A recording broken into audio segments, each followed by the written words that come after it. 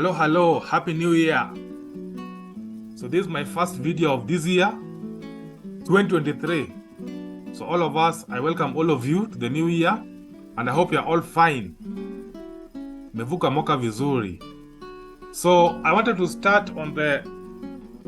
resume on the skeptical topics, the hard topics that I always cover. But I'm still on the downtime, and I feel bored. I can't embark on those for now. So bado niko mtaani. I'm still covering the OKONGO series, and those difficult topics I think I'll resume maybe next week or later. So for now, I want us to cover the history of Makongeni Estate.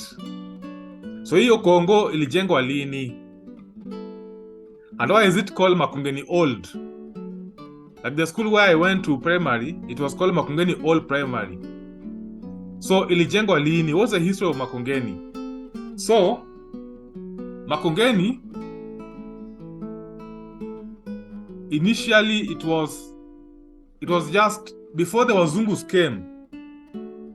That part of Nairobi of Makongeni and the whole of Eastlands, it was just wild area, flat wild savanna. So areas like all of this part up to Kambani, it was just a wild area with wild animals, with only Masai walking with their cows from one place to another and killing lions and elephants. So it was just a plain wild area before the Wazungus came. Yes, that's how it was initially. So when Wazungus came, they planted sisal in Makongeni and Kaloleni.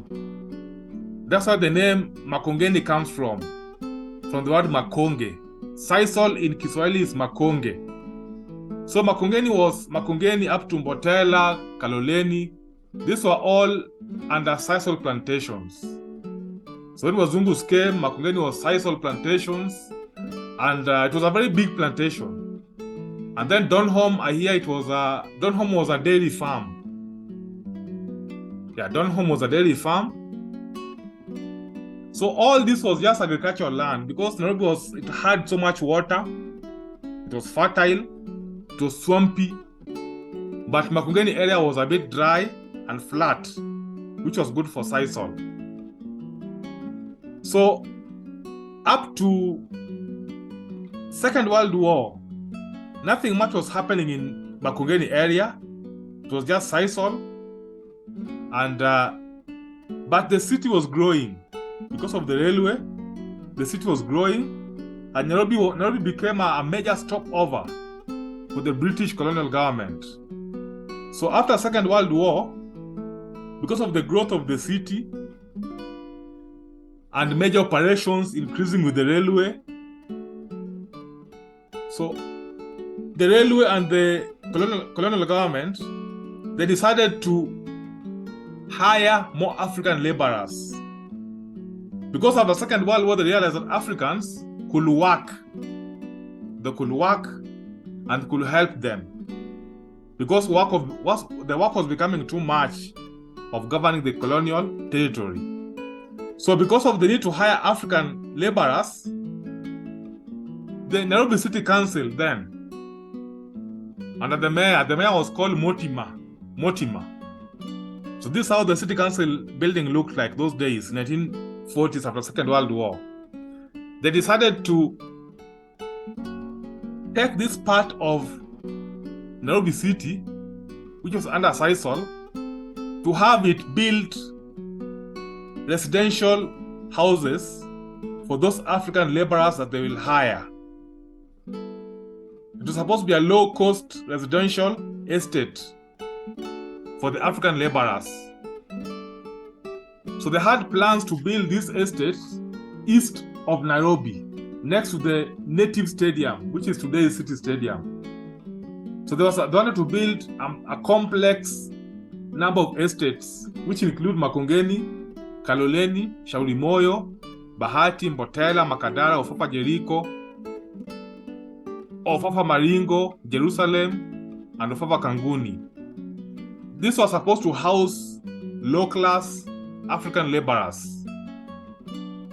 So they were to start with Makongeni as the first estate for Africans in Eastlands of Nairobi. So they gave that tender to a utilities company called Concrete Utilities. It was a construction company. They're given the tender to erect Makongeni, to construct it as a temporary housing estate for African bachelors who will be working for the East African Railways and Harbors, which is today's Kenya Railways. So this was supposed to be temporary. So the Concrete Utilities were given that tender. And this company was to build Makongeni and even other estates later, like Lumumba, which were not meant for family, but were meant for bachelors. So 140 acres was meant for Makongeni. And these Concrete Utilities and the architect, they began the work on December 27th, 1945. It was supposed to have a row of 20 blocks, each comprising of 5 quarters, which could, at least if they were rented, they could cost about 3 shillings. So they were supposed to be meant for bachelors, only bachelors. So initially, they were supposed to be temporary structures to be built by this contractor, just temporary, whereby they were supposed to be ply-woven papyrus mats. These were just temporary structures of this type. Papyrus walls, mats, and the floor was supposed to be of marram.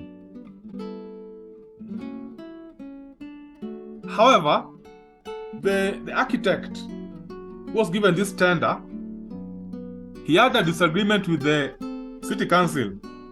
So in other words, tender disagreements began long time ago. So this is 1945, December. So before it began, they had a disagreement with the city council, City Kanjo, about the money that was to be paid. So the architect called James Ward, he resigned because of the payment squabble. So initially they were supposed to pay him 30,000 pounds, which is about 4.2 million Kenya shillings. But he could not accept that because the building materials were difficult to find, and then the building 140 acres, building 140 acres was too much work for this money.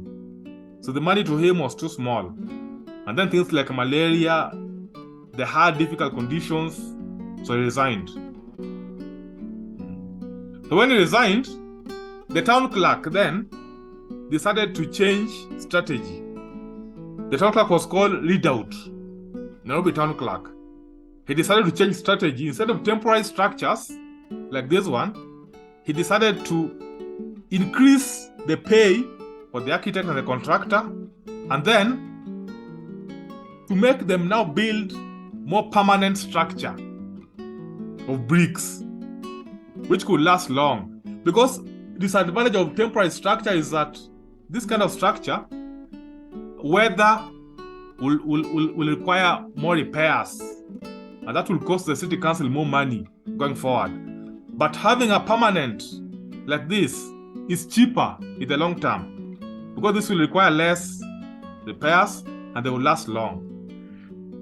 So the city council decided to have permanent structure, but cottage style, single story units meant for bachelors of this type that you're seeing here. So they were to build on a straight line, each to house about 10 bachelor men, laborers. As you can see here, these are about 10 units per block. So these are called mix. Mix was supposed to be the first ones. They were the first to be built in Makongeni. These blocks, units. Yeah. This is how they look today. As you can see, it's the same structure. That's how it looked like. This is how it is today, next to Owanjo, or the football ground. So they began to construct it. So initially it was just this long units, single road, and then they were to build story building later, because in those days story buildings were only built for staff in the city center CBD, next to the Nairobi fire station. That's what the story buildings were only. So they began with these units, the ones we call mix.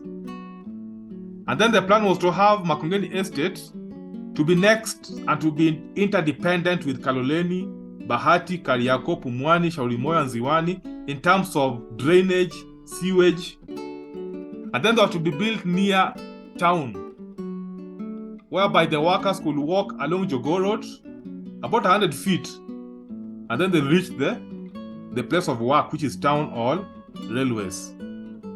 Apart from the houses, they also planned welfare centers in the estate. So this estate, they planned the welfare center like shops where the residents could buy things, street lighting, which are there even today, recreation like Makongeni Social Hall, and then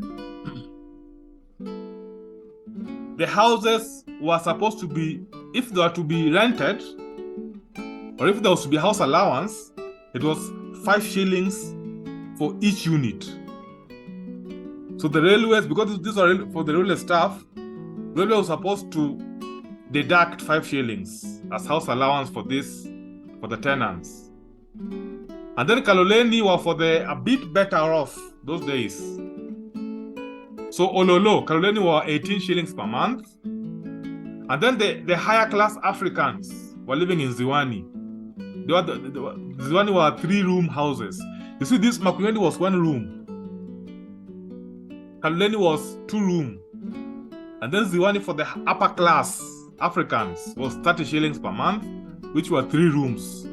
People like Tom Boyer, who were the elite Africans those days, he was a trade unionist, they were living in Ziwani. Even guys like Moi, whenever he used to come to Nairobi as an MP, he was living in Ziwani. So it was for the elite Africans those days. Yeah.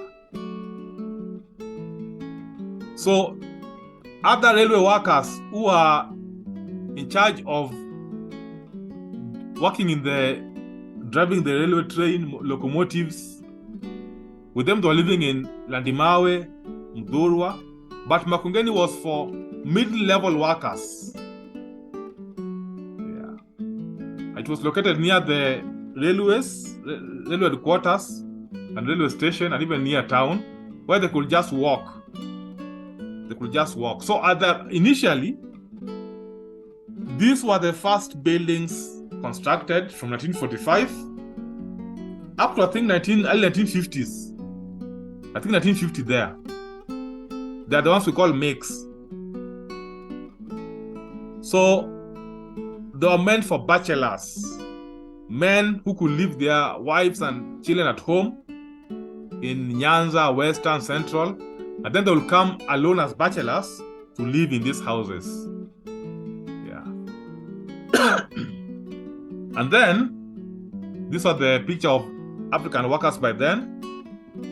This is how they were those days. In 1940s, after the Second World War, it's when many Africans were being hired now to come to work for railways and even the government in Nairobi. And they will leave their wives and children at home. But now, from mid-1950s, is when now these bachelors began to bring their families and even wives. So that's when this Magorofani began to be built. We call them Mogoro. These are a bit bigger. So from 1950s and 60s, these Magorofani were built.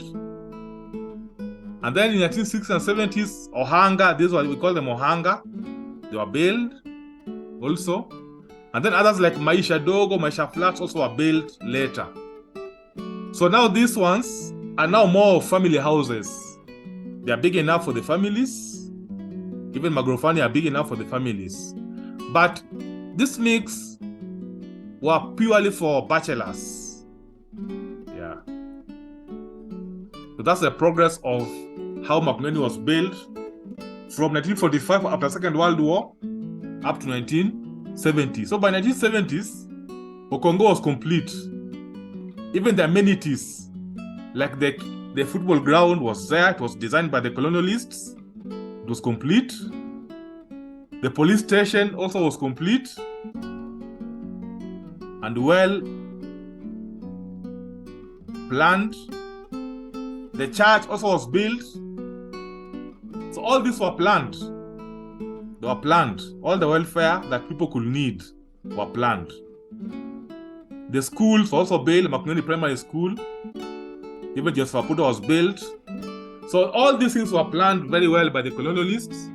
And you find that most of the estates built those days by the colonialists, Makongeni, Kaloleni, Jericho, Maringo, Jerusalem, Bahati, the structures are still strong because they were built to last. Yes, they were built to last. And I think after Makongeni, they built Kaloleni, they built Mbotela, they built Bahati, Jericho, Maringo, but Makongeni was the first. Makongeni was the first to be constructed in this plan to build estates for African laborers. So that's the history of Makongeni Estate. Now, next time I think I shall cover the history of St. Stephen's Cathedral Church, which is just near Makongeni there, this church.